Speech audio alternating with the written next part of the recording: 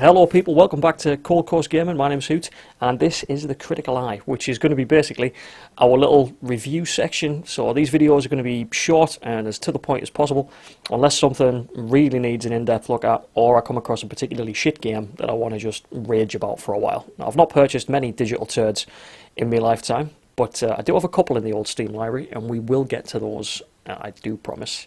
But to kick things off, I thought we'd start with a nice positive one. In fact, a very positive one.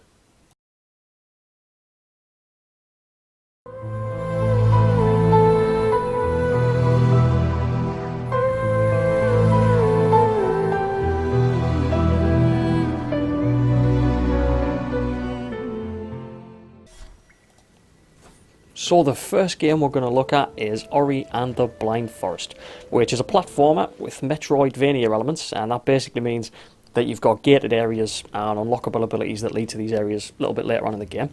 Now I bought it during a Steam summer sale, probably about a year ago, and I've only just got around to playing it thanks to the oppressive heat in the upstairs of my house and the relative cool of the living room, which is where the Steam Link lives. And I can't believe, thing is guys, I cannot believe I've waited a year to play this game. I mean, the title music, as soon as I turned the game on, the title music just hits us like a kick in the chest. You know when you get that feeling, you're like, right, this is going to be something pretty special, this game. I'm going to enjoy this. I mean, I'm a soft guy. I'm as soft as they come when it comes to things like this. But seriously, the opening 20 minutes or so of this game will reduce any emotionally charged person to, at the very least, a low sob, and if not, a proper good cry.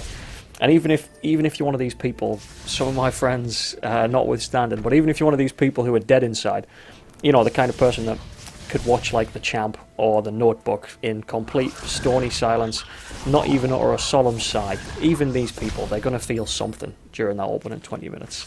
I mean, once you get past that slight but effective emotional battering, you're introduced to this totally beautiful rendered world, you know, broken basically, that your little man Ori has to fix by finding and rekindling these lost lights that were stolen or lost during the events of the prologue.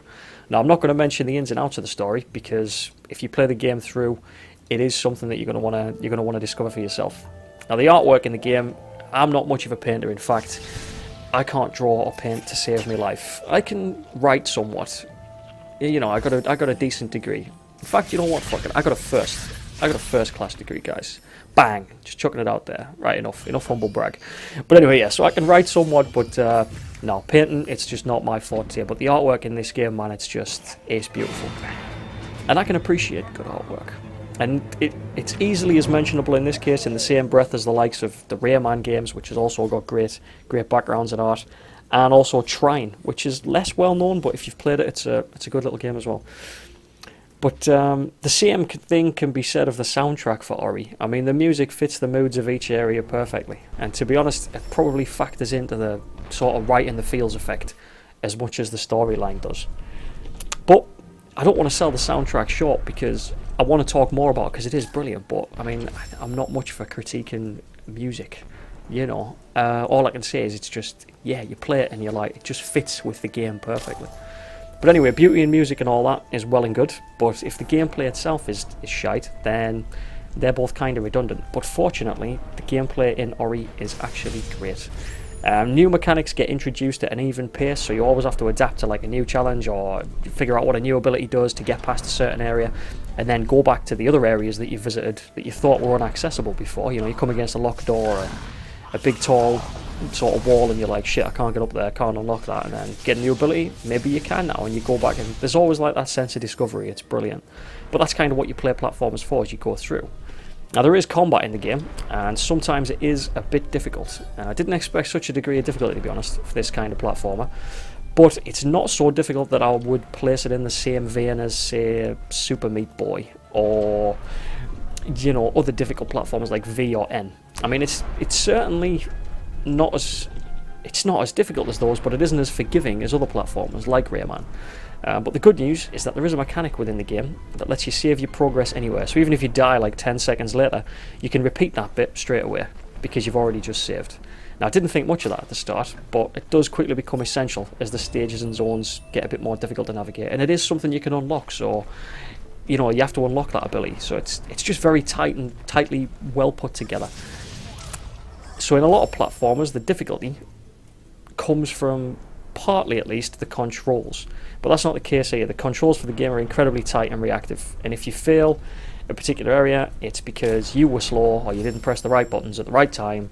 It wasn't because the controls were shit. And that's probably the single most important part of a platform game to get right, because when it's wrong, it just feels like you're walking through treacle and, you know, nothing's responsive and it's just shite. It's like playing, you know, it's like playing a fighting game with bad controls. It's almost exactly the same feeling. And then you inevitably end up failing a section because a button didn't respond, or it was slow, or whatever, and that causes your sodium chloride levels to rise sharply. And if you're a proper rager like me, there's a potential there for a 20 quid setback on a new gamepad.